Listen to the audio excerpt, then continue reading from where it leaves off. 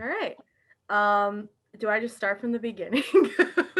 Yes. When I was born, no.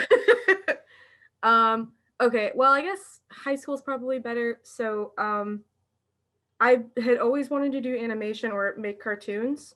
Ever since I was a little kid, I used to draw on the walls, and my parents were like, "That's cool." Um, apparently. Um, and so I wanted to do that for a long time, but I was always told like there's no money in it, which is lies. That it's hard to break into, which is the truth. Um, but so for a long time I was like, well, it'd be cool, but I didn't think I could do it. And so in high school I was gonna go. I went to a college prep school, and I was like, oh, I'm gonna go into medical and law and do all kinds of smart people things. And I was garbage at it. I wasn't a bad student, but I didn't have it in me to do all of the academic scholarly stuff. So when I realized I was spending more time drawing pictures in my notebooks instead of taking notes or doing my homework, I was like, I should go into art. So junior year, I was looking for like internships or anything that I could probably do, and in some random thread with some forum, I didn't even know where it was, but somewhere somebody had shared an email, and they were like, "This is for a Warner Brothers scholarship," and I'm like, "You just send an email to this person?" It was like, "Yeah." And I was like, this is going to be total BS, but I'm going to try it anyway. Why not? And so I emailed that person and they sent me back an application and they're like, hey, so this is an internship. It's 4 summers at Warner Brothers Animation with a scholarship, money, with some money. And it was a paid scholarship too, which is, um, but I was like, all right, well, I'll apply for it. So I applied for it and they were like, cool, you're a junior. Can you apply next year? And I'm like, thanks. So I applied the next year. And so my senior year was spent mostly working on a portfolio. I took art classes and everything. And I sent my portfolio and an essay and I submitted my application. It was like March of 2009. That sounds right. Um, and about a month later, I got a call and they were like, hey, you've been shortlisted for this internship. You need to do an interview. And I was like, okay. So in my college prep, I was a boarding school, so I was in my dorm room and I had to do a phone interview, and it was with Spike Brandt, Tony Simone, and Bruce Timm. And I had to interview with them. I can barely remember it, but because it was terrifying. But I was in my dorm room, just on my phone, freaking out. Did my interview, relaxed, and then I took a nap. And a few hours later, I got a phone call, and they told me I got the scholarship. To which I dropped my phone and broke it, and I was like, "Oh God!" And I managed to put my back then it was a Motorola Razr flip phone, so I had to put it all back together. And then she called me back, and she's like, "Yeah, so you got it." And so from that point on, every summer between my years at Columbia, I went to Warner, and I was just an intern, mostly on direct to videos. My first one was Tom and Jerry Meet Sherlock Holmes.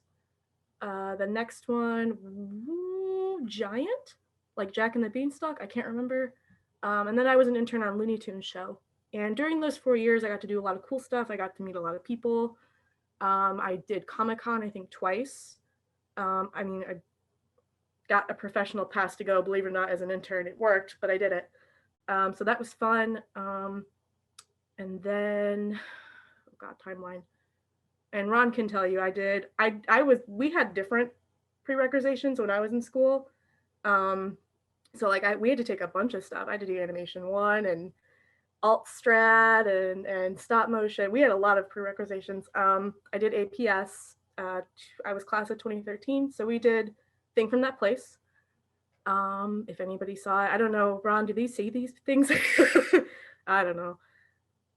You're muted. We show retrospectives every now and then, but that one is due in to come up in rotation Okay. next, I think. That was fun. That was a fun crew when we Yeah. finally figured it out.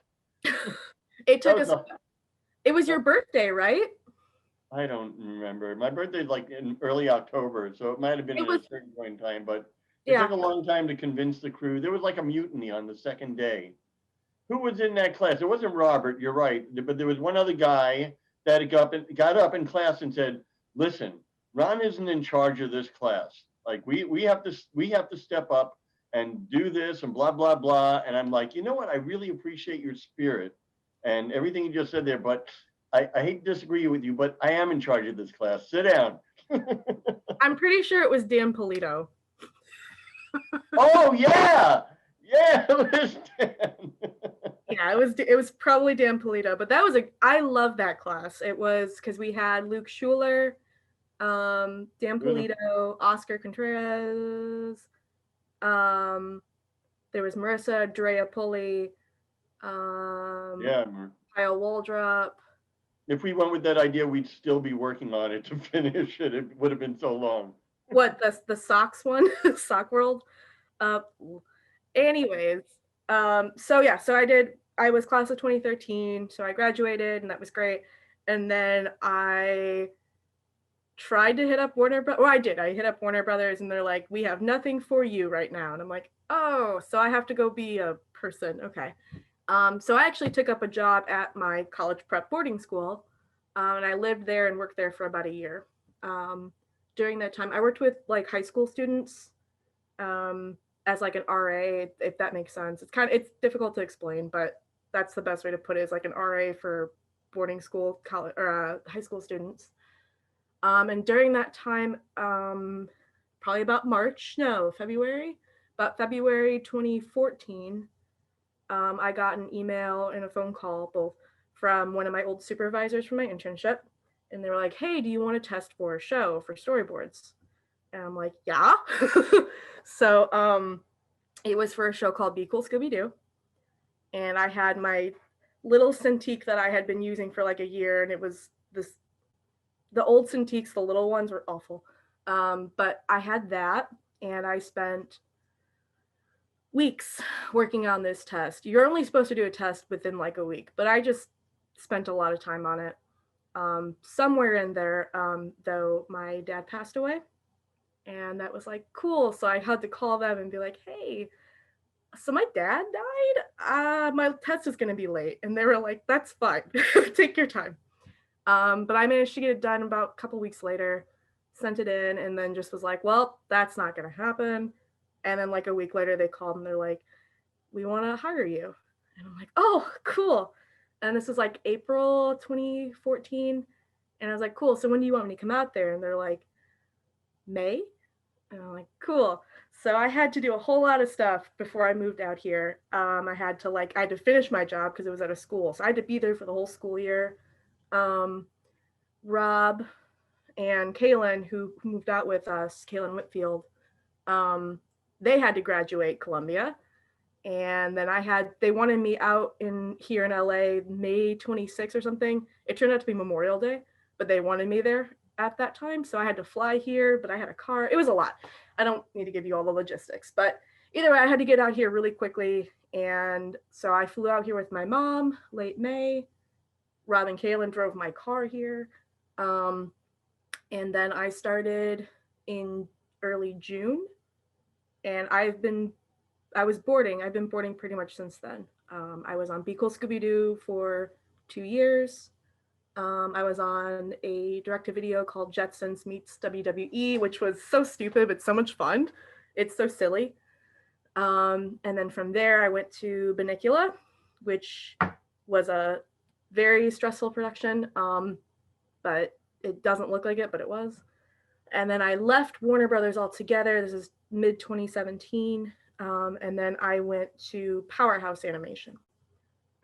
They are best known for Castlevania, but I didn't work on Castlevania. I worked on Henry Danger. And it's a terrible show, but it was a great production. It was very healthy, like producers, and the crew was great. We were all in one big room together, which is crazy. It's called the Bullpen. It's awful, but like also it breeds really good like friendships and relationships. And then after that, I went to Disney for 6 whole weeks. I helped board on Milo Murphy's Law. I helped them finish it. I helped with the last 2 episodes. And then I interviewed with Tony Cervoni, who had been my mentor, and he was the guy who gave me my internship. I interviewed with him, and he was directing the Scoob movie. And I was like, oh, this is feature. Are you sure you want to bring me on? And he was just like, yeah. I'm like, oh, okay. So then I started on Scoob in January 2018. And so I was on Scoob for 2 years. That was a lot. It's I don't want to get too much into the politics and nitty gritty of Scoob, but as a feature, it went through a whole lot of changes. Kind of a revolving door of different people until about a year. That last year, we had our core group of people, and I was on that until November 2019. Oh my God, that was last year. I was on until November 2019, and then I wanted to take a few months break. But then one of my friends from Be Cool Scooby Doo, from the show, I ran into him at a party back when you could still party. And he was like, how are you doing? I'm like, I'm not working. It's great. And he's like, cool. Do you want to do freelance? And I was like, yeah, of course I do. So I took on, he was like, hey, so it's Bless the Hearts at Titmouse. I'm like, all right. And I started like a week before Christmas. And I was just doing boards, but they brought me in as like a mercenary. So, and on that show, it was like, we have a whole lot of stuff that needs to get done very quickly. Can you do it? And I'm like, sure. And so I did. And then we went home for Christmas, came back in January, and I was boarding for the next couple months. And then it was Friday the 13th of March when they sent us all home for quarantine. LA's rules have been extra, extra strict since March. And so I was still boarding by then, but working from home. Rob was also working from home. I can't show you guys, but we have an office of just 2 Cintiqs and 2 Macs. Well, I did. But anyways, so I started doing that. And then in early April, I got a surprise meeting from my producer and both of my supervisors. And I'm like, oh, my ass is fired. I don't know why. Or I was actually thinking maybe the show got canceled because it's quarantine. I was really nervous about it. And we had the meeting and they started talking to me and I'm like, hold on, wait, what's going on? They're like, oh, she doesn't know. Oh, do you want to be our director, our 7th director? And I'm like, oh, okay, sure. So starting middle of April, I got promoted and I started directing on Bless the Hearts. And so I spent most of this last year just directing. I directed 2 episodes. None of them are going to be premiering until next year, unfortunately. But so I was doing that, and then I finished up 2 weeks ago. And so I've been on hiatus since then. But no one knows this yet, but now you do. I am going to start on Fairfax, though. I'm going to help direct on that starting December. It's November 30th, so the first week of December. So I'll still be at Titmouse, I'll still be directing, but I think that's my career. That's weird. I feel like it'd be better, more efficient if I just answered questions. If anybody has questions. Also, thank you for loving Bless the Hearts. No one's watching it. I wish they would. What? Me and my husband watch it every single week. We love that show, especially like because it comes on right before Bob's Burgers. So we're like, okay, we're gonna watch Bless the Hearts, and then we're gonna watch Bob's Burgers, and then we're gonna go to bed. Thank you. It's so underrated because it's very similar to it's spiritually similar to King of the Hill. We actually have the creator. So many of the people who work on it behind the scenes worked on King of the Hill. Yeah, so it's got that kind of spirit to it, but it's with women, which is yay, women. Well, we also love it because we moved here from South Carolina, and so we're ha, the episode they go to Myrtle Beach, that's where we moved from, and so we're like, oh my god, that's so great. See, that warms my heart because I've never been to any of those places, but it's been fun to kind of learn the culture by proxy. They're oh, I did an episode talking about the little pies that you can get, the I don't know. They're just the little pies that you can get from like the gas station or from Sheet, I think it's called. Yeah. Yeah, we did a whole episode talking about that, and I'm like, what is this? They're what? And I'm just like, I didn't know this was a thing, but I love it. I think Kevin is raising his hand. So actually, I just wanted to say one thing before we get started. Yeah. Is that okay? I love when this happened because it's like it's 2 weeks in a row. Because last week we had Jennifer Nelson here, and she was talking about. I made her bring up. I think this is like one of my favorite things because everything about your career is awesome. It's like the one thing that really stands up more than the other. But one of the things that I have a special connection to, just like Jennifer Nelson, I was a director and worked with Tom Ruger for many years on all the Warner Brothers shows, right? And then Jennifer Nelson got to work with him on the 7D last year. So she got to experience his creativity, his craziness, how wonderful, he's just such a wonderful person. And now Bex got to work with Tony. She got to work with Tony Savoni. Now, who was her mentor? And I knew Tony from when I worked at Star Tunes. We hired him when he was working at Crocs and Brentano's. Mm-hmm. He was working at the bookstore, and we hired him, and he cut his teeth at Star Tunes with us. He was just amazing. I mean, he and Spike Brandt, Tony and Spike went out to LA, and they really took Warner Brothers by storm. But it's really just so rewarding when our alum go out there and they get to interact and work professionally with the same people that I work with professionally. And I just thought that's really, really awesome. Yeah. If you ever run into Tony again, please give him my best. It's really strange. Is just one more second. I forgot who he's married to, but I do thematic weeks in my classes on Canvas. I make my students I'll do a whole week that features like women producers or directors in animation. And so I found her as a producer because she did all these cool series. And I was looking over her bio and it said she was married to Tony, just out of coincidence. Do you know who I'm talking about? Her name is Allison Abate. Yes. She helped produce Corpse Bride, Frankenweenie. So she's worked with Tim Burton a lot. I think her first thing was Rescuers Down Under, the second one. So Rescuers Down Under. She was someone who was like a PA in like the late 80s, early 90s. And then within like 3 years was like, I'm an executive producer. It's like, wow, she's great. Because she was also our producer, she was our producer on Scoob as well. I love her. But my favorite thing, I guess, this sounds so gloating though, it's weird. But my favorite thing is my first impression of her. I was at my desk because back then we were working on the main lot, which is super cool. I live 2 blocks from the main lot. Nice. But I was drawing, and she comes in. I knew her face, and I was like, oh, hi. And she's like, you're Becks. And I'm like, yeah. And she's like, you're a legend. Away. And I was like, I need that tattooed on my forehead. Because that's like, I mean, that was my first feature. It's actually now it's my only feature at this moment. So it was like, this is so weird. It's very, feature and TV are pretty different. They're similar, but they're pretty different as far as like expectations and everything. So I was really like, oh, thank you, Tony. Thank you for doing that. I wanted to add though, so Spike and Tony both came from Columbia. Yeah.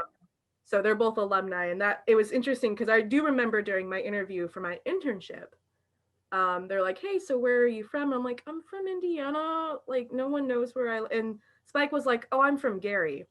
Gary is 10 miles away from my hometown in Hammond. So I was like, what? You know where I live? He's like, yeah, I drive through Hammond all the time when I go home.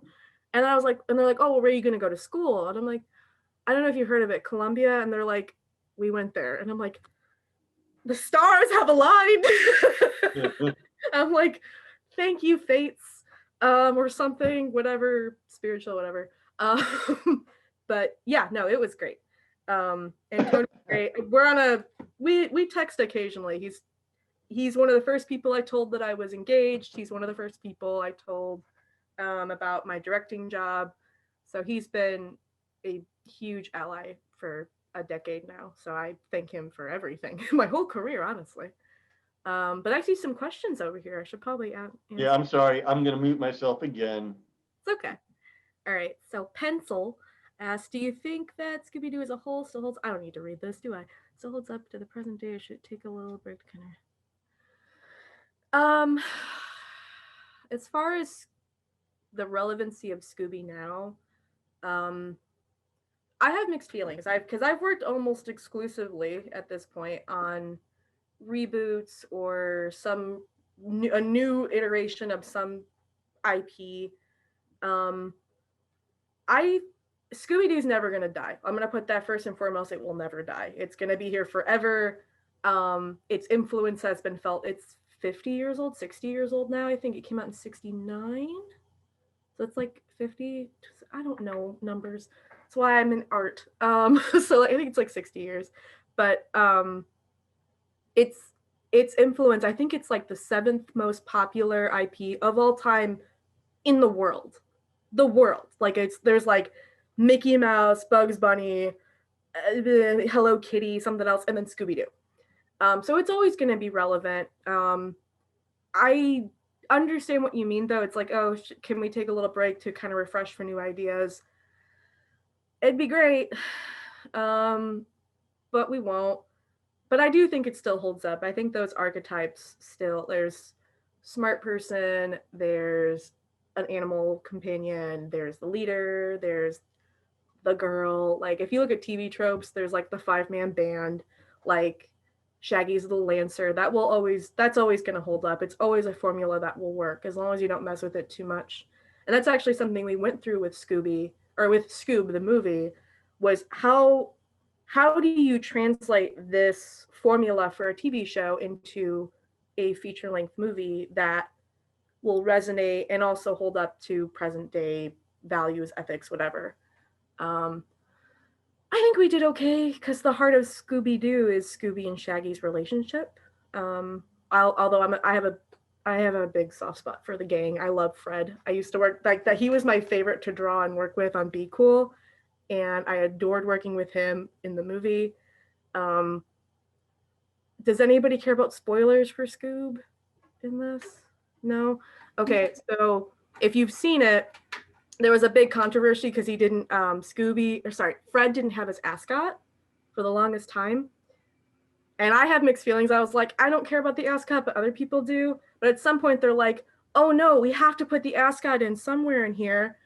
And I had just done a scene that was like, well, he has to avenge the mystery machine. Maybe he should put on the ascot during that scene. And they're like, yeah. So the scene in Scoob where Fred has to like, he avenges the mystery machine and he puts the plate on as the shield and he like ties on, like that was me. I did that. That's my one moment in the whole movie that actually kind of made it. But so I love them. But either way, I do think it holds up because a lot of those archetypes will always hold up forever, and Scooby's never going to go anywhere. It would be nice if the world would let us kind of play with that a little more. It would be nice to see like what's the gang look like in a different race or a different culture. How can we translate this? How can, like, I know that they did a race, it sounds weird to say, but a race pass. Like there are designs for Scoob where we have, what if we had a Hispanic Scooby or a Shaggy? What if we had a Black Daphne? And I fucking love that. Sorry, I love that. We're not quite there yet, but I think as time goes on, I think we'll have more room to grow and play with it. There's enough Scoob anyway. There's a cat. It's my cat. Okay, well, there's that question. I should probably answer other ones. Does that answer your question, though, Pencil? Cool. All right. Going in, what was your idea plan with regard to work ethic? Is it something you should have? Okay. Should have some specific standards for that if every animation job, or is it some more tailored you have to discover and tailor to? Okay. So with work ethic, truth be told, I was a big procrastinator. Josephine, you're gonna drive me crazy. Rob, can you take the cat? She really wants to be part of this. I didn't say anything. I said nothing. No, Josephine wants to be part of this. What are you calling me for? Can you take her? Thank you. Work ethic. I'm a big procrastinator. But I have found for all of my jobs, I've been mostly a board artist. I did some revisions technically, and then I was directing. The biggest things that you can do is be nice, honestly. Like, I know it sounds really almost dismissive or childish to say, but like, you have, like, if you're a nice person and you're willing to work with people and cooperate, and like, that first and foremost will help you get a lot of work, or at least a lot of allies.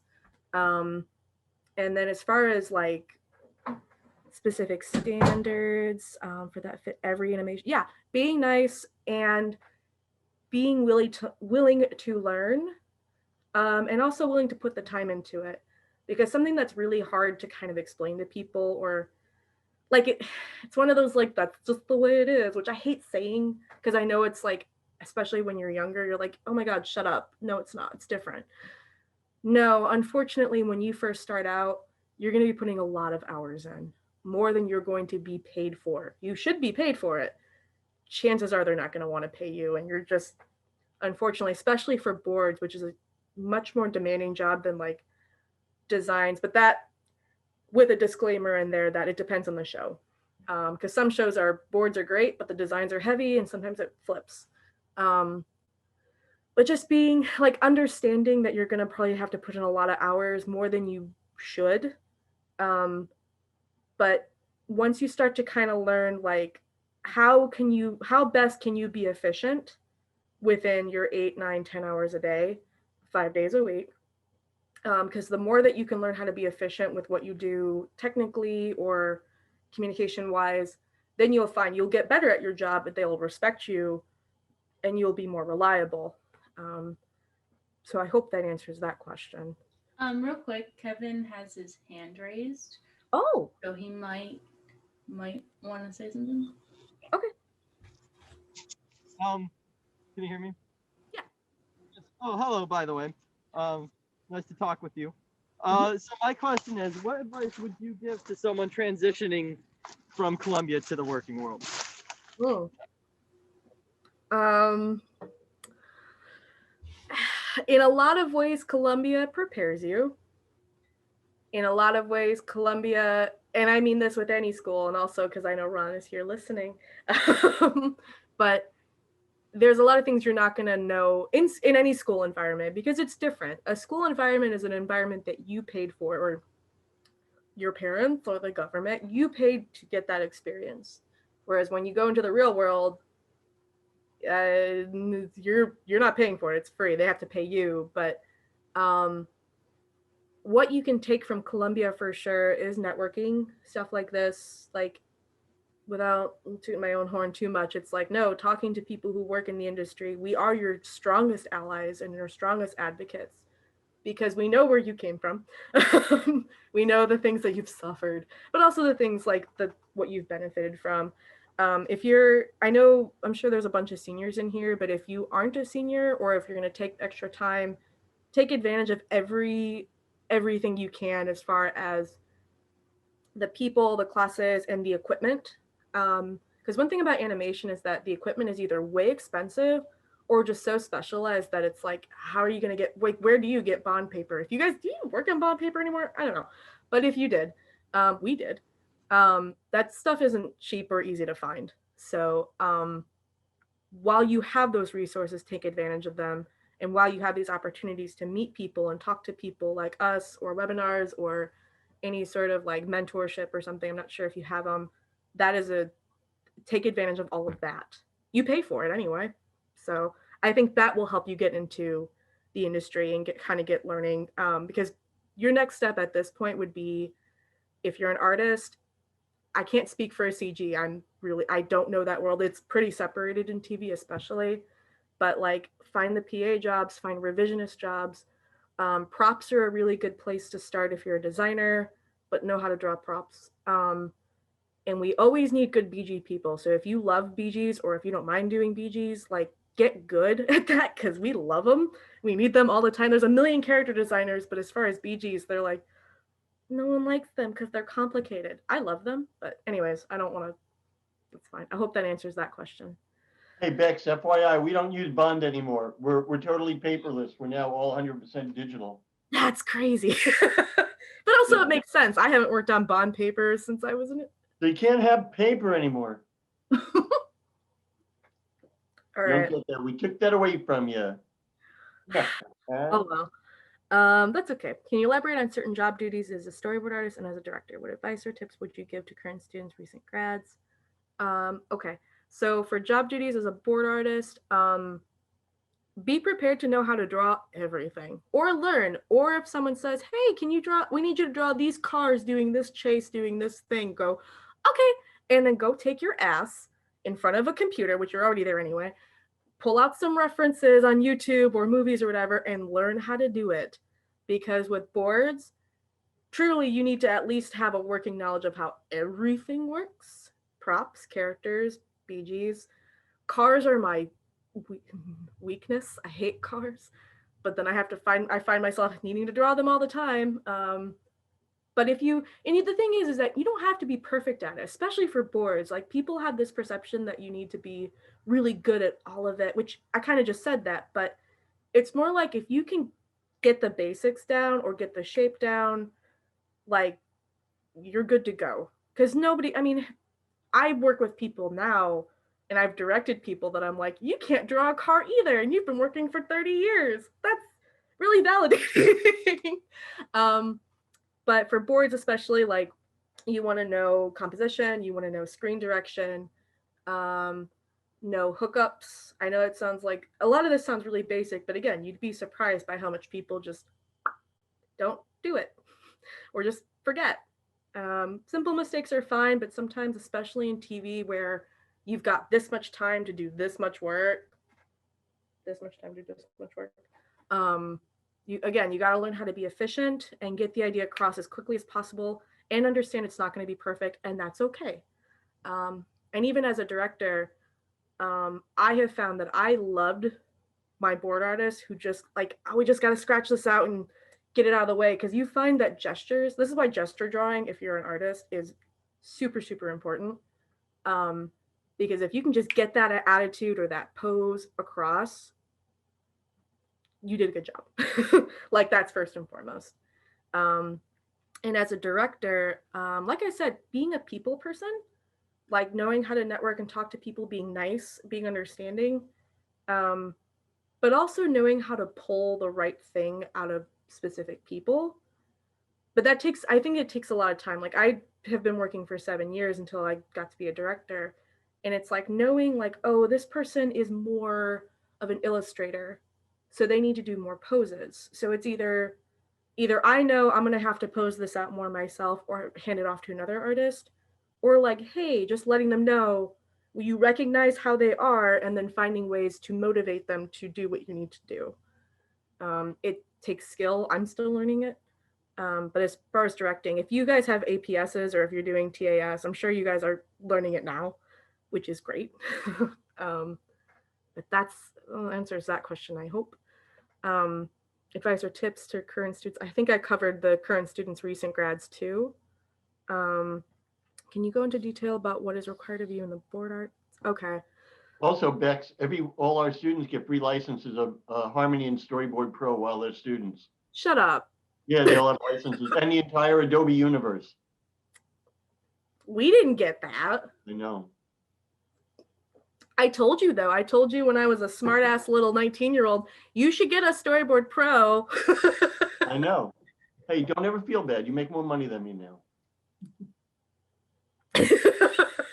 Anyways, okay, so storyboard test. It depends on the show. That is what's unfortunate, is that it's hard to say what are hard and fast rules for any show. Because I remember there's one show that was at Bento Box where I didn't work in it. I don't remember what it was called, but it was a real ugly show. And they wanted it to look bad. That was the aesthetic. They wanted it to look kind of choppy and not great. And like they could tell a difference between someone who's really good at, a really proficient artist versus someone who's really raw and kind of not great. And they chose those people. Those people got work. But then there's other tests where they want so much out of you. They'll give you 5 pages of script and want it done in 40, not even, they want it done in 3 days. And it's like, that's cute.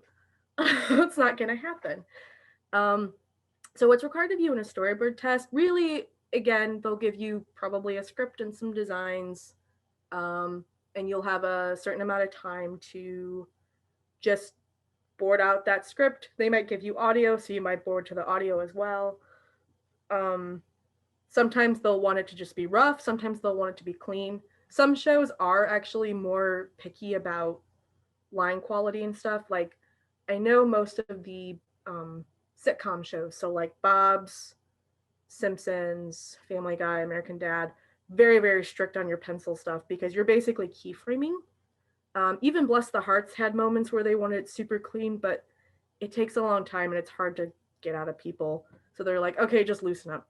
But for a test, just be very careful, read exactly what they want, and if they have reference for you, use that reference. Especially if you're testing for something like Family Guy, you've got 12 years plus. I don't even know how many years of things you can reference.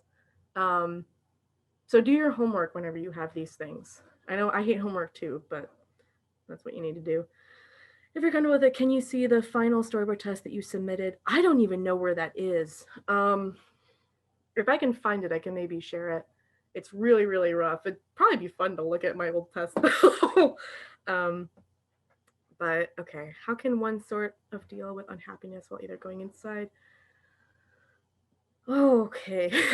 So as far as unhappiness goes, which I would also assume is like burnout and stuff as well, um, a good therapist will help you a lot.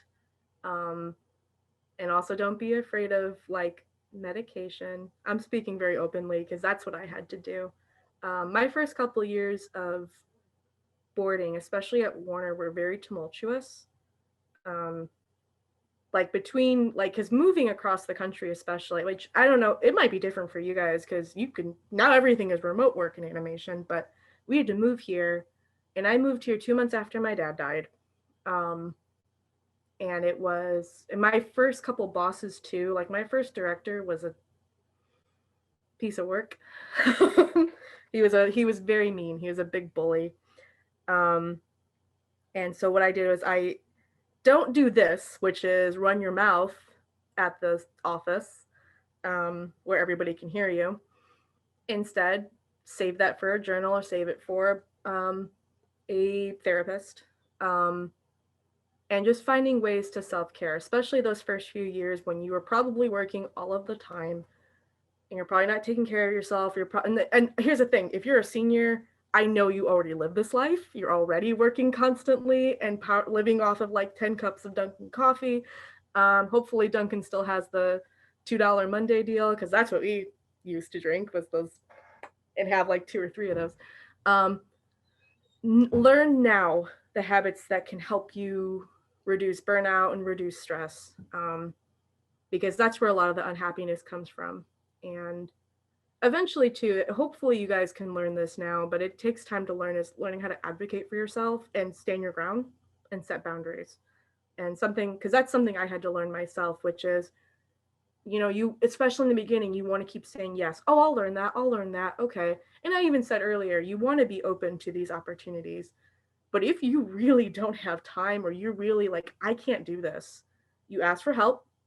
Be comfortable asking for help, even if it's from a monstrous director. Just tell them I can't do this, this is what I can do.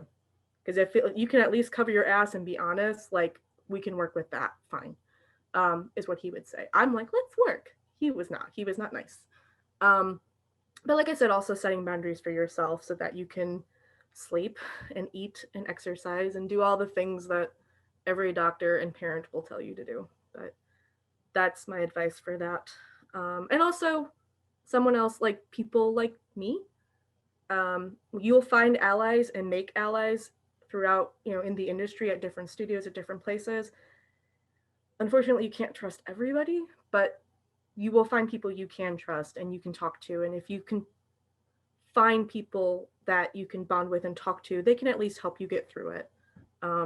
Especially since animation is so like again so specific, that a lot of people, like if you go to someone else and you're like, oh my god, all of these boards and the scripts are 20 pages for one assignment, no one's going to know what you're talking about but somebody else in the industry. So that's what I would recommend for that. I hope that answers that question. I'm currently an intern at a small media company. Apprentice intern and whatnot. Breaking. Yeah, I was stressed about the transition too. A lot of the thing is though, is like, I think knowing it's going to be hard and doing as much as you can financially, especially, which I know that's really hard to say, especially now, but making sure you have all of your ducks in a row and whatever. Um, as long as you are financially supported and you have that, it'll be easy to work, um, or at least easy to, it'll smooth out that transition. As far as breaking into the industry, it's interesting because it's harder in a lot of ways, but there's also so much work going on right now, um, that if you're a proficient board artist, and like I said, you don't have to be the perfect artist, but if you have really clear, simple drawings with great compositions, we don't even need a ton of tones. We don't need like just a simple, straightforward, like that's going to be great for you. That will help you tremendously. Um, and it's especially for like designs and PA work. I don't know. Being fast and efficient is going to help you go really far with boards in particular.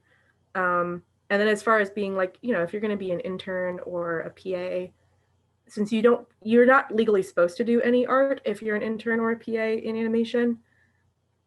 People have done it under the table, but you shouldn't. Don't do that. That's a boundary you should set for yourself, even though I know you want to. Um, in that regard, just be very happy. Like, you don't have to be fake smiles, but just be willing to talk, being willing to be open to new experiences and trying things and holding yourself accountable. If you mess up, that's great too. Something to know. If you mess up, own it. You should use that for anything in life, but especially animation. If you mess up, own it, because then you can fix it and move forward, and then don't do it again. So, hopefully that answers that. What's the process from receiving the script to storyboarding? Do storyboarders look at the script and start boarding, or is there a different process? Thank you. Matica, is that how you pronounce it? Yeah, that's how you pronounce it. Thank you so much. Yeah, no problem. Process from receiving the script to storyboarding. Okay, so there are two different ways you can board. You can board, there's script driven. This is actually the type of shows too. So you've got script driven where someone writes a script, they give it to you. You have anywhere between a couple days to like a week or two. Feature, you generally have more time to turn things around. TV, you probably have 6 weeks to do, like, it depends on the show, but like anywhere between 10 and 20 pages of script that you have to translate. Sometimes they'll give you designs, sometimes you don't. Usually somebody will give you resources or reference material. So like, I'm trying to think of a good example. Like on Scooby. So when I was on Be Cool Scooby Doo, sometimes they're like, hey, so here's the BG like reference. Here's your character design references. Here's your script. And here's some like temp audio. And I know since I'm sure you guys have all worked in Toon Boom now, if you guys know Timeline View, you'll plug your audio in there and then you'll start boarding from there. Usually you'll do your thumb pass first, which there's, we call them ugly thumbs. Ugly thumbs are literally actual like thumbnails. Those are the little drawings you use to get the composition and the staging and the screen direction right. But then there's professional thumbs, which are a little more fleshed out. I wish I can pull examples. I don't have them on my computer right now, because I'm actually not on my work computer. I'm on my personal. But you'll have your ugly thumbs that you will do for yourself, your professional rough thumbs that you will flesh out and turn into your director. Your director will go over it with you and they'll make changes, and then you'll clean up. And cleaning up, sometimes it means putting it on model, and often it just means fleshing it out. So your thumb, you might have a little lollipop person with a little smiley. Your cleanup, you may just make sure this is Fred. and then this is Daphne, like this is Scooby. And here's a background, here's geography. Um, and that would be like, and you'll do that, and then you'll turn it over, and then goodbye, you'll never see it again until it's animated. But then there is board driven, where the writers and your director will give you an outline. And they'll give you an outline that says, hey, Benicula there was a lot of board driven stuff in Benicula. So like we'll say in Benicula, in this scene, he pranks Chester and he pranks Chester and find a way to do that for like 30 seconds. And then you're like, oh, okay. And so you'll have to come up with some gags yourself. And usually you'll do some gags and you'll do like some ideas. You'll meet with your director and your director will be like, yeah, that's great. Or they're like, hey, let's do this instead. And you'll go over that and then you'll flesh it out, clean it up. Sometimes board driven is nice. Other times it's like, it's almost telling someone how to, throwing them in the ocean and saying, you have to swim. You're like, oh, okay, here's a little raft, figure it out. Whereas script driven does usually like, here's a little bit more, but I can tell you from experience, often scripts are BS. The script could be too long or too short, or they'll throw something at you like, and then there's a pirate, then there is a battle between pirates on the 7 seas, and it's like, you wrote one sentence and that's going to take me a week to board. Thank you for nothing. So it's more like understanding where you're like, here's your concept, here's what you need to do. This is where I said you need to learn how to be efficient with what you have, is give your board or your director like a foundation to work with. And from there, directors and revisionists will build off of that. Because that's something to remember with boards too. And actually any position is that you're a piece, part of a big process. It's called the pipeline. But like I don't want to say you're a cog in the machine, even though you are, but it's more like you have a role and you don't have to be perfect at it. You don't have to know everything about everything ever. Especially for boards, if you can just give the next person, who would be your director or a revisionist, if you can just give them the basis of what you need to do, and then maybe a little bit of fun stuff, that is so much more important than, but it needs to be perfect, and now I'm running behind, and now I'm 3 weeks behind, and now everyone's mad at me because I haven't turned in my boards yet. But they're got to be perfect, and chances are, though, we'll probably just throw that out anyway. It is the most painful thing as a director to see how someone made this beautiful piece, and I'm like, it's wrong, and I have to throw it out. But hopefully that should kind of take some of the stress off of it. I think it does, at least. Hopefully that answers that question, Helen. How has working from home been? Do you think it has potential to become a standard for the industry, given how well it's been doing? So working from home, for me, it's been great. I have felt very productive. It's been also really nice to be like, I did my stuff for a little bit. I had my Zoom meetings. I went over some thumbs, and then, oh, I gotta do my laundry. So then I'll just go do my laundry and then come back. But while that's worked for me, I have board artists who have babies. And they're like, I haven't slept in 3 months because I'm taking care of a baby and also drawing all of the time. And we're just home all the time. And it's like, ouch. That's what's tricky. So for me, working from home is great. For a lot of people, it's really not good. So what I'm hoping for, I do think that there will be shows I think there's going to be shows that are done totally remote. I think that this is a model that will continue, but I don't think it will be the only model. I think, I will say though, I think that there will now be more flexibility with what we can do. So which I'm excited about personally.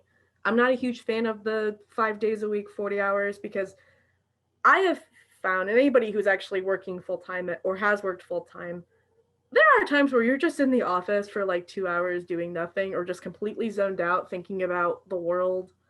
Or like, I remember how often it was like, well, I'm just sitting around waiting, and I know for a fact I've got laundry at home to do, but I'm stuck in an office because that's the right thing. I'm hoping for like a half in, half out in the future. And I think that's what they told us too. When we transition, we will be transitioning, at least for my show, or at least at Titmouse, back into the office, because Titmouse just got a new office and they're like, can we use it? Like, yeah. But I think a lot of us are going to do half in, half out, which I think is good because it's when you're in the office, you'll be more proficient.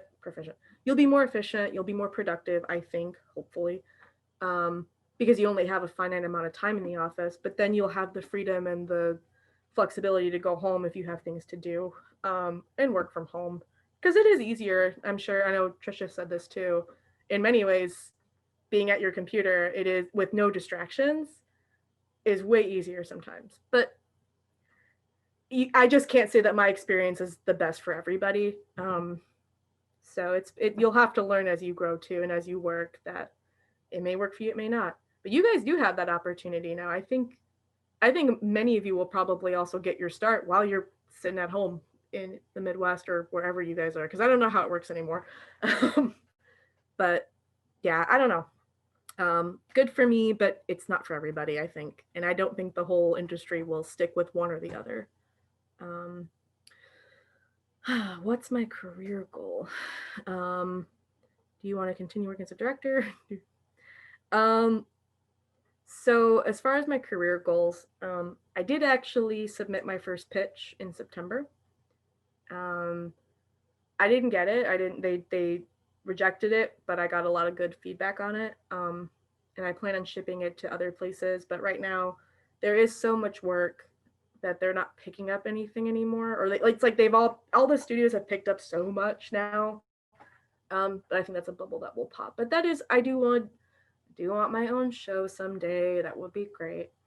But if I don't get it, that's okay too. I really like directing though. Because I feel like it puts my skills, I think it's a better use of my skills, not just like, oh, the power or anything. It's not really that. It's that I like drawing, but being a board artist or a designer, you're drawing all of the time. That is all you do is you draw. And I get carpal tunnel. I get like pain. I mean, I'm only 30 and I'm already like, I have to do physical therapy sometimes because I threw out my arm in 2016. I threw it out for a week. I was out because I drew so much. And now as a board or as a director, I don't have to draw all the time. A lot of my job is just communicating and meeting with people and going over designs. But I also feel like I like helping people and I like helping people get the best out of them. So it's nice to be able to, I think it's a skill of mine that I can talk to people and be like, here's what you can do to improve with this, or you can, if you focus on this, or if you work on this perspective or something, and then to see how people apply that and get better. I love that. I love that part of my job is seeing other people get better. Because for people seem to have a perception sometimes that animation is competitive, and it really shouldn't be. There's so many hundreds of people getting together to create one show, one movie. This is all about cooperation and helping each other grow. There is no loss to that. Like, there's no bad side to helping each other. You may be like, oh, I don't get work, but it's just not true. You will get work again unless you suck, or unless you're really mean. But even really mean people somehow fail up. Politics. Anyways, what is the most rewarding part of your job? So yeah, that is the most rewarding part of my job, is seeing people grow and seeing how all of us together and helping be part of that, helping lead the team move forward and create something really cool. I'm really proud of my episodes. I think my first one show is going to be premiering in March next year. We'll see, because I don't know how broadcast goes anymore. But yeah.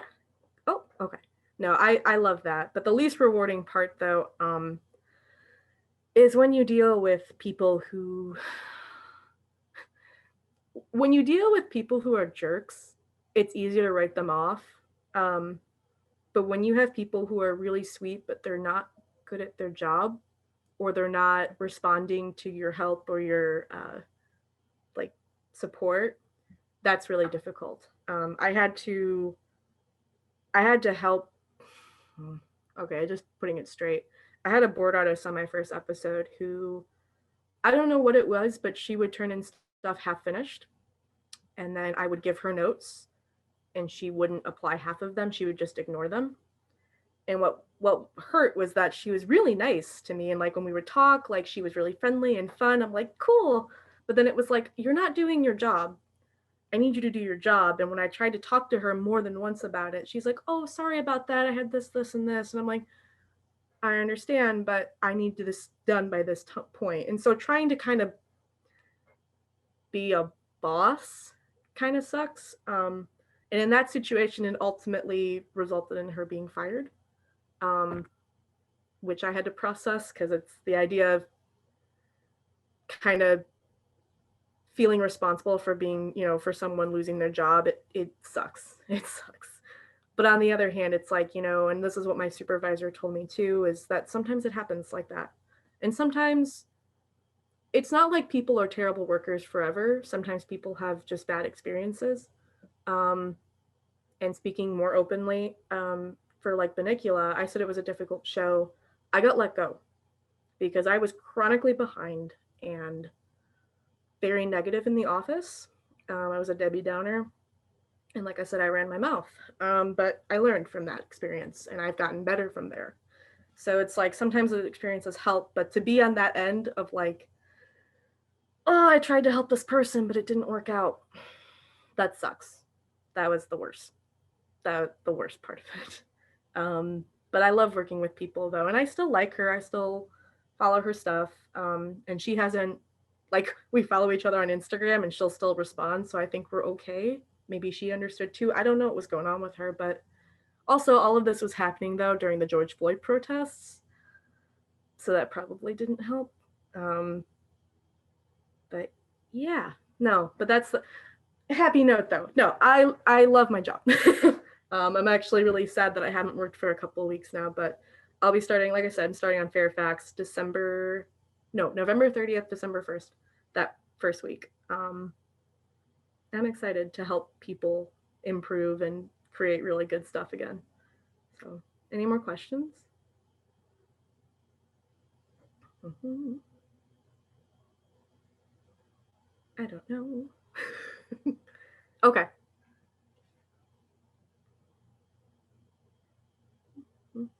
I might get a drink of water. I'm out of water, never mind. Oh, was moving to LA from Chicago scary? How'd it go? Oh, there we go. It's what helped was that moving from LA to LA from Chicago. When I was an intern, it was scarier because I had just graduated high school, and I drove cross country with my roommate, my boarding school roommate, and both of our moms, who were totally different people. That was a little scary because it was just like, this is so new, and like I've never been to California before. I'd never traveled before. And then it was like, oh, I'm gonna be not on my own because my roommate was with me, and we were subletting from this woman in Burbank. But like that was fine. But it was a little scary because it was just so new. But I think because I was so excited, and because since my job, the internship was paid, I was seeing money come in. I would have been way more scared if it was unpaid, because then it's like, well, I don't have any money coming in. But because I did have that, I felt okay. I know it sounds, I don't know, it kind of sounds like it's money, but like that is your stability, because living out here is expensive. It's not easy. It's not cheap. You can expect when you move out here, I know I lived with Rob, Kaylin, and then Cole Rothaker and Marissa Dorman. We shared a house for like a year, and it was crazy. But that's what we could afford at the time, was all of us living in one house. That only was a year, and that's all it took for it to be like, we're done. But have a good financial backup plan. Have a plan B. If you have to move back home, it's okay. It sucks, but I already know people who moved back home for a period of time and then came back. Cole is a good example of that. Cole was here for a little while. He tried to get internships, and he had an internship. He had his first one, Nickelodeon, and then he couldn't find any job for years. And then at some point he's like, I gotta go back home to Pennsylvania. So he went back home for a little while. I don't think it was too long, but he came back. And then now he's working as an APM on Young Justice season 3. And he's doing great. Like, he's doing great. He lives in a house now with his girlfriend. It's great. And it's normal because, again, it's just so expensive out here that it's like, it makes sense for people to kind of come and go. And even professionals do it. I had my director, Andy Tom, who is great. He worked out here for like a decade and then moved back to Pennsylvania too, and helped raise his kids for 15 years and then came back here. And now he lives here. His kids are in college. And he's worked since then. He was working remote. And now he's working remote again. It's possible. Like nothing in this life, but nothing in this industry either is like set in stone forever. Like if you have to move back home for a while, that's okay because you'll come back. LA is not going anywhere. And jobs are pretty cyclical. Sometimes it's like it's a drought, there's not a lot of work, and then other times it's like there's so much work that they can't even hire enough people, which is right now, by the way. Or starting in January. Right now is not a good time. November and December are terrible for getting new jobs. But January should start back up again. So that's, the move is okay. Yeah. Advice I hear a lot from professionals is on the persistence. Do you have one yourself? So the foot in the door. Okay. Foot in the door moment. Really, I got super lucky to find that internship because I think that was my foot in the door moment. When I submitted my portfolio and everything, and I had that interview. And seriously, when I heard Spike and Tony, they were like, yeah, we know where you're from. We know the school. That was it for me because it was like, oh, I can come from the Midwest and go like, oh, you can do it. Like, it's just because I always have this perception too. It's like, if you didn't go to CalArts and you're not from California, you're not going to get in. Like, you're not going to get in the industry. And that's just not true. Like, anybody can get in the industry. And now, especially, you have so many resources. And even if you don't have the opportunity to go to school, I mean, I'm talking to students, but if you couldn't go to school, I know people who are working now who just got really good on Instagram and got jobs from that. It's not the only path, but it's like there are so many ways now to get in the industry that it's doable. There's a lot of different ways to do it, but that was my foot in the door. Was I got that internship, and then I worked my ass off to keep it up and keep my reputation clean until I screwed it up in 2017 and then repaired it since then. But it's going to look, that foot in the door moment's probably going to look different for everybody. And just finding what you're best at can probably help you. If you already have a fan base or something and you have like a Instagram or a Twitter or whatever that's got thousands of followers, I don't know, not everybody has it, but I know some people do. That's a foot in the door. That is one of them. But also meeting people. If you happen to run into me in the future and we're able to actually communicate in person again. Parties are great, especially out here, and especially being here. Even if you just visited for a few weeks or a month or something, get yourself an Airbnb with a couple friends and just like come tour the studios and stuff. That does help because then you'll run into people like me or John Roback or Jennifer Nelson. Like, you'll run into people and be like, I went to Columbia, and then we're like, oh, honey, come here. And we'll welcome you and help you as much as we can. What else? Do you have any tips on dealing with fear of not being good enough? Just do it. Just apply for it. The worst that will happen is they don't respond, and that happens all of the time.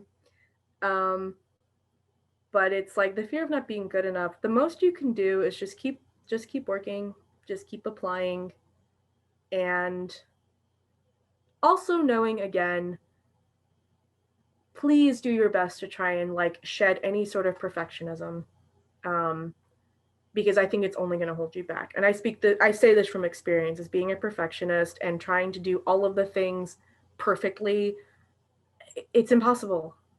And you're just going to suffer for it, and you're going to have a hard time, and your directors are going to be mad at you. And like,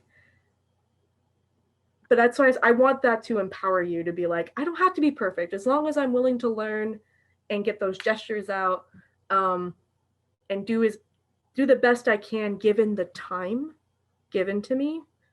Um, that's you have to rely on that and kind of find, like, have faith in that. Um, and like I said, asking for help when you get that job. Do everything you can within reason to be good, be opportunistic and helpful and nice, and also shed all those little ickiness. Um, but what you can do now is what you're doing right now, which is study, go to school, um, meet and talk to people, learn from them, steal from them. I'm sorry, like, we're constantly ripping each other off in animation, but we all get better for it, because that's the best way to learn, is to copy. I mean, I can't tell you how many times it was like, oh, we have to do this scene. Oh, so we want it like this scene from Speed, or we want it like this scene. I did a whole like homage to Goodfellas in one of my episodes. Like, I actually boarded it myself.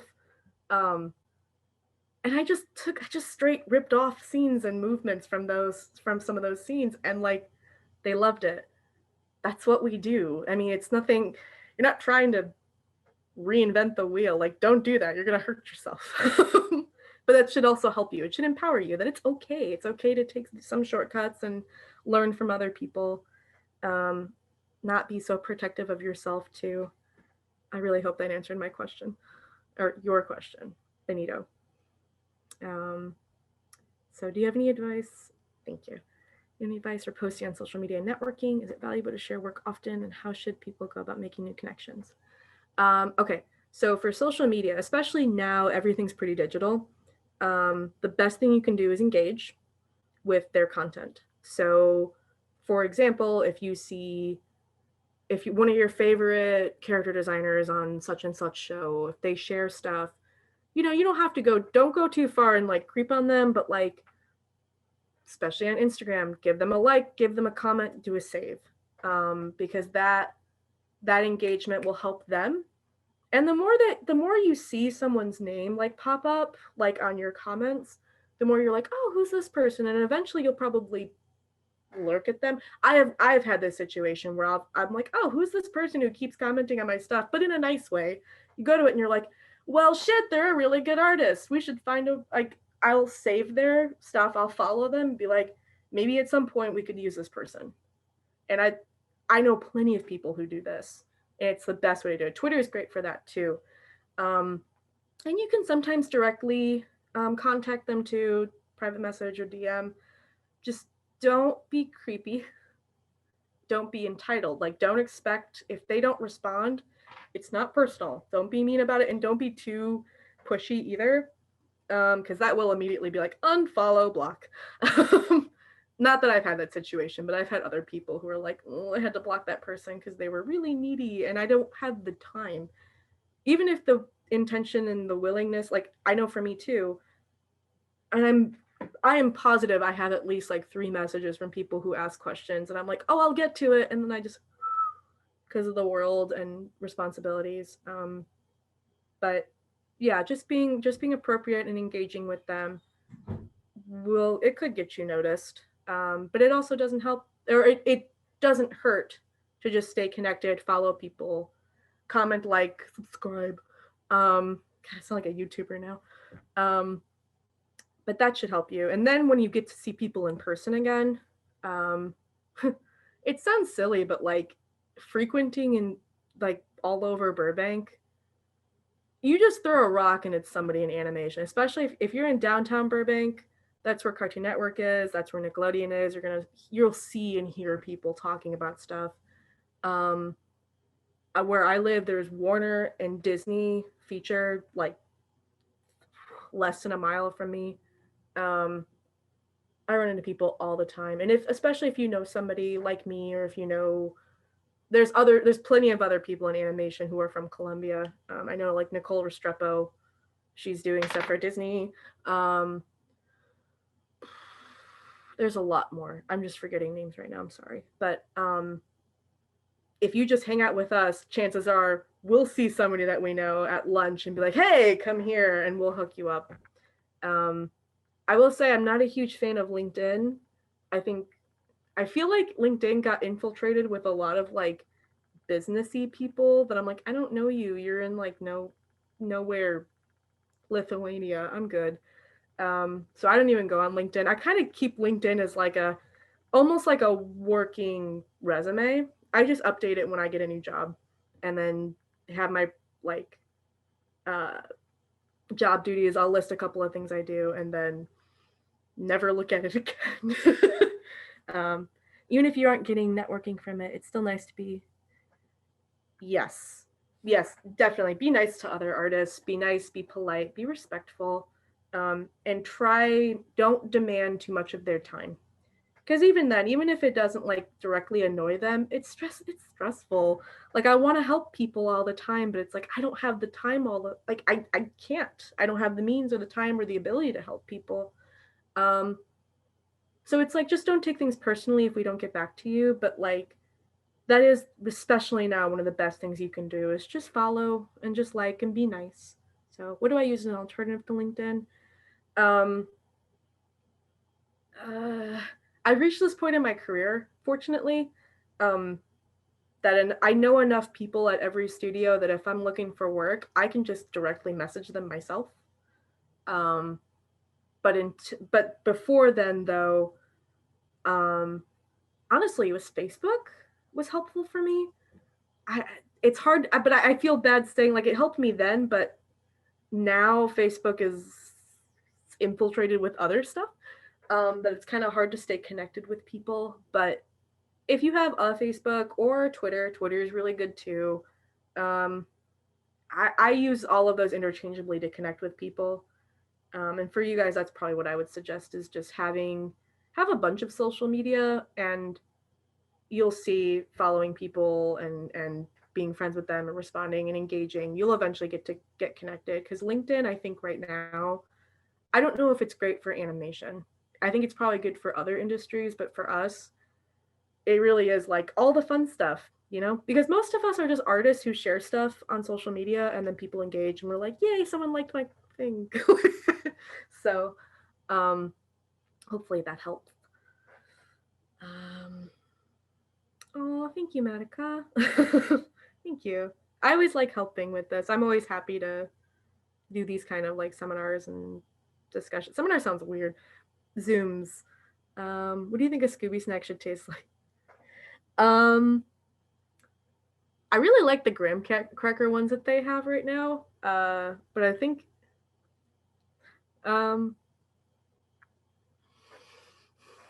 this is a great question. Pork, bacon. I think Scooby snacks should taste like bacon. That was a good one. That was a good one.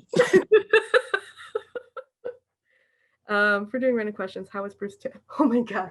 So my relationship with Bruce Timm is very distant, interestingly. So here's the thing is I forgot that he was in my interview until about 4 years later when they were like, oh, and then Bruce said this, and I'm like, was he in my interview? And they're like, yeah. That's so cool. But this is the thing. So I very rarely spoke with him ever outside of that. But when I was at Warner, my office, the office that I shared with like 3 other people for boards, was right next to Bruce's office. And so very frequently I would see him flit in and out of his office. He's also a heavy smoker, so he would go out and take cigarette breaks a lot. But I've also physically ran into this man like 4 times because he is 6'1", something like that, and I'm 5'2", so like we don't see each other. And more than once we just collided around corners and I'm like, I'm so sorry, and he's like, it's fine. He's actually really nice when you talk to him, but he seems really intimidating. That said, I did make him laugh in the kitchen once because I was just being weird. I think what was the circuit? I think it was someone brought in Girl Scout cookies, and I thought that they were free because they were just there. And I'm like, oh, Girl Scout cookies. So I grabbed a box. He was in there getting coffee, and I grabbed the box, and I started opening it, and I looked down, and it was hidden, but there was a Post-it note that said $5. And I was like, oh my God, I have to pay for this. And he was just over there. He just went, ugh. He just like started like, and then just walked away. And I'm like, ah, I just laughed. And then I brought my money back, and then I felt less guilty about just breaking into some Thin Mints. So no, he's great, but he is known though for being very distant and for being more standoffish. But I think it just comes with the territory of people know who I am, and I'm famous, and I did Freakazoid and Batman. yeah, no, in Batman, no, he's good people, but yeah, I rarely spoke with him, but every time I see him, he knows who I am. He actually helped me with my career, I guess, technically. Although Tony told me later that he did not pick me. Oh, He wanted to go with someone else, but it makes sense though, because he is more of an action guy, and I'm more of a like comedy sitcom kind of person. And so Spike and Tony voted. They wanted me, but Bruce did not. But it wasn't personal. And so I know I'm not hurt by it. I'm like, oh no, that makes sense. Like, but that was the year I got lucky. Spike and Tony picked me that year, and then the next year he was able to pick who got it. There's a handful of us. I want to say there's me, there's Brooke Regalado, who I think is like Broku2 on Instagram, Eddie Mendoza, who is an incredible BG artist, and he's so freaking good. He teaches in San Francisco, and he does concept art, and he's amazing. And he's like, well, I mean, now he's like 27, but like he's been doing this since he was like 23, 24, but he's like a prodigy. Like he's not the standard, he's an exception.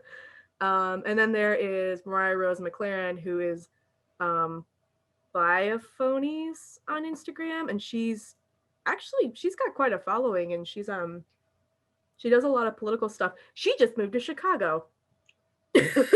She was here for the longest time. If you guys want though, I can find a way to put all these Instagrams there, because they're really good people to follow. that'd be cool. Yeah, so in a second. Yeah. Any more questions? I think we have 10 minutes left? Something like that. Yeah, thank you. So if anyone else has any questions, feel free to throw those in the chat for the last couple of minutes. My apologies for the audio issues earlier, but thank you so much. I know we've all learned a lot from this. Yay.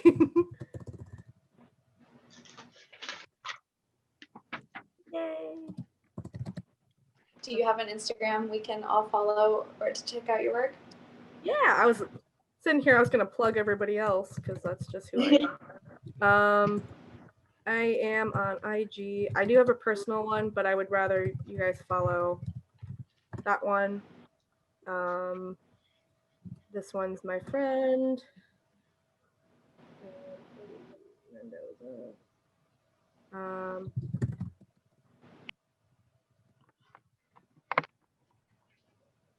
Oh, that's easy. Eddie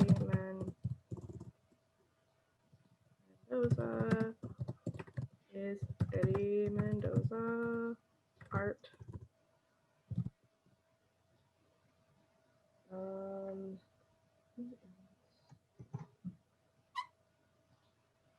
Yeah. I could probably also, why don't I just give you Kalen too? Although his stuff can often be R-rated, so tread lightly. I don't know if you can see this, Bex, but look, I'm cutting the latest APS reel that for our class. It's like almost 6 minutes long. It's not even close to getting near the ending yet. This is gonna be like a 10-minute film. It's great. Oh God. Well, I know you shaved ours to exactly 7 minutes. So. Yeah, that was pretty good. That was a good producer's role. We should have let you do the character design for that one though too. I didn't know how good you were at the time. But I did. Are they still? I don't know if they're still up in the cage or if you even see them. My drawings are all over there. I was really like, what? Like my JoJo and because I did a lot of character, like the model rules and stuff, like the eyes and the arms. Those were all over the cage at some point. It was weird. Oh, something I heard before about working in the industry is that it's good to get other. Absolutely, Jack. I 120% support doing other hobbies besides drawing, because I hate drawing now. And I mean, I still love drawing because it's my profession and all that. But like, at this point, I'm like, I don't draw unless I'm getting paid. But I do now, though. I like to bake and I knit and I do pole dancing and like I like to sing. I was doing voice lessons for a little bit because I did theater back in the day.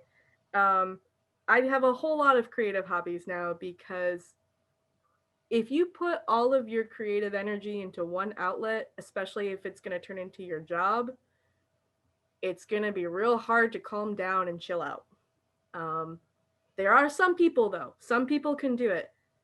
Kalen is one of them. Kalen loves to draw. He'll work, and then he'll clock out and then continue drawing and animating. But that's because he is a monster and he is an exception, not a rule. If you are that type of person, that's dope. But I am not one of those people. Like I said, in my free time, if I'm not drawing, I clock out and I will either play a bunch of video games. I'm on Animal Crossing, and I was playing Hades, but now I'm playing Hitman again. I don't know. Hitman's good. Yes. I'm in Marrakesh right now, which is trying to prevent a coup and civil unrest, and I'm like, this is a little too real. I'm in Colorado. Someone else is playing. Okay. But I mean, I'm working on my APS bill, or because he's right here, Ron. In your free time, you play video games. Yeah. Just to point out, Eddie Mendoza, I'm looking at his stuff right now, and it is just like blowing me away. It's that. Yeah. Man. Yeah. That is just great stuff. So like it was me. So every year there was a new intern for animation. So there was me. The next year was Brooke, who is an incredible character designer now. She works on Animaniacs, and then it was Eddie, who was this little Spitfire. I think he's Filipino. This little Spitfire Filipino boy from Orange County who comes in. He's like, "Hi, I draw backgrounds," and I'm like, "Oh, cool. Let me see." And I'm like, "What the fuck?" Come on. Yeah, he was not that good when he was 19, 18, but he was pretty darn good at 18 or 19. And I was like, you know what? I'm just gonna hire you in the future instead of, because that's the thing too. I feel like, especially during school and especially when you're trying to get better, and I know most of those people in this room look at someone else's work, especially if they're age, like the same age or younger, and you're like, I'm screwed. Like I can't, like I get that all the time. I get that way almost. Like I tell myself not to do it, but I do it. I hate it. It's a very bad feeling. And so you look at your stuff and you're like, what the hell is this shit? Like what? Yep. No, and it's sometimes it still sneaks up on me, but the way I framed it now, but also because I'm a director now, is I look at that and I'm like, my first reaction is I'm suck and I need to learn how to get better. And then the other part of me goes, no, I don't have to. I'll just hire them. Like, because that's the thing. Again, it's about cooperation. It's about learning from each other. Because that's the thing too. I want to hire that person so I can learn their secrets and I can get better too. You can help each other. I remember in college especially, so many people were so competitive with each other that it was like, you realize you don't have to, right? There's not 10 roles to fill in. There's like bless the hearts, we had 30 board artists, which sounds crazy, but that's 30 board artists. So there's plenty of space for you. That's the thing. There's plenty of space for you. There's plenty of space for me. There's plenty of space for all of us to at some point get work and to do what we want to do. Or you can be Kalen Whitfield and just do your own thing because it's still going to get you work. Like he does so much and keeps getting work. He works on he's at Disney now on Moon Girl and Dino something.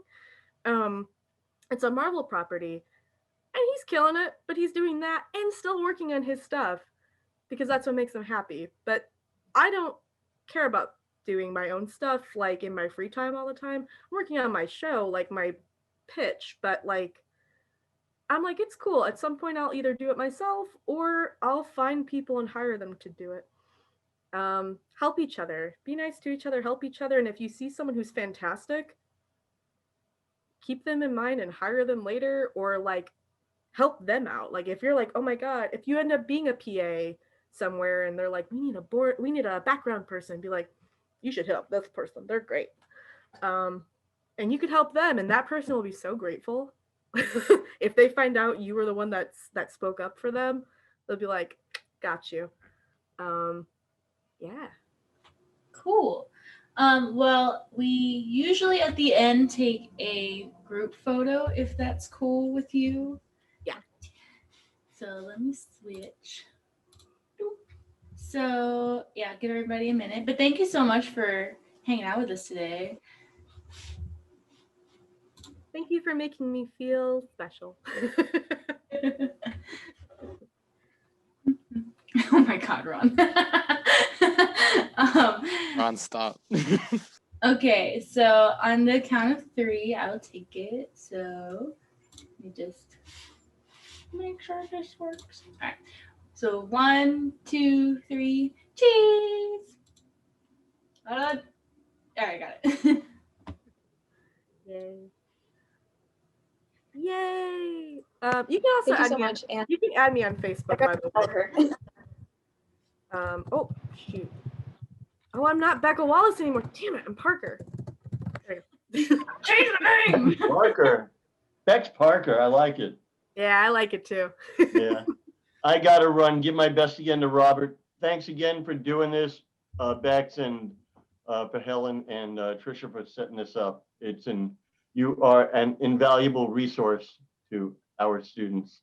I hope so. I Always. want All right. Take care, Bex. Same to. back. Bye. Congrats. Bye.